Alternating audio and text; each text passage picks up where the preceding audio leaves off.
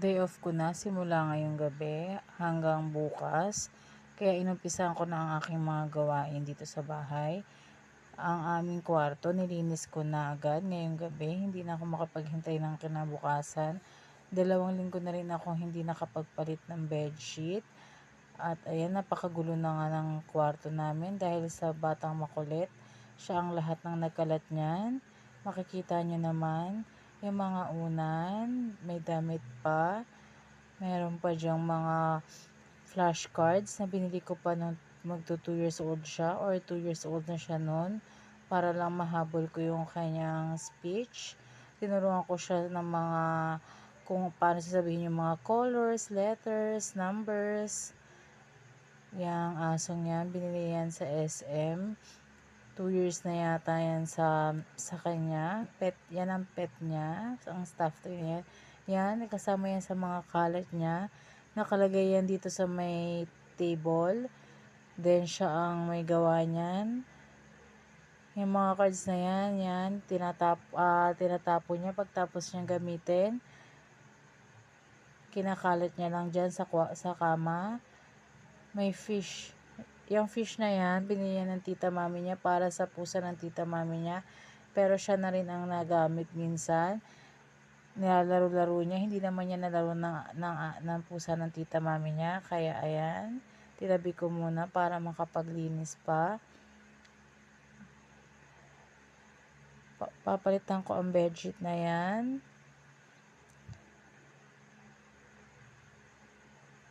Ang sabi ko dapat 1 week lang ang bedsheet.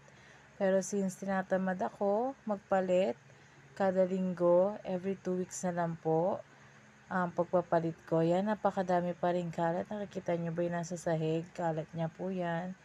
Kanya po lahat yan. Pinagkakakalat niya yan. Yung mga cards na yan.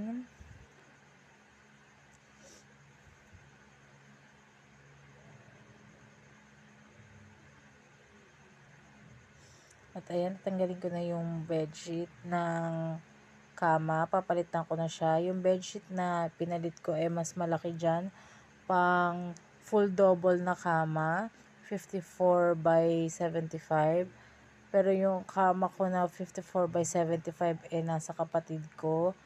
Hiniram niya sa akin. Kaya pinahiram ko na rin. Ang natira sa amin ng anak ko ay yung kutsyon ng ate ko na single, 36 by 75 yata yan. Sobrang laki, makikita nyo naman. Pero bukas, ayusin ko na lang ulit. Ipapakita ko sa inyo na papalitan ko ulit siya ng bedsheet. Sa ngayon, yan po muna ang bedsheet namin. Para lang po may cover ang aming bedsheet. Para may cover ang aming kama pala, rather. Sorry. Ayan po, inaayos-ayos ko na yung nasa ilalim para lang magmukhang maayos.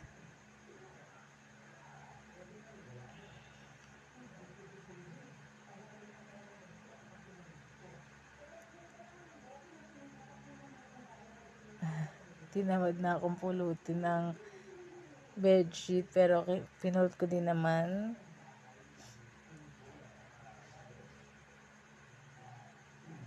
Tinumba ko na yan dahil lalagyan ko na siya ng unan. Papalitan ko rin muna yung mga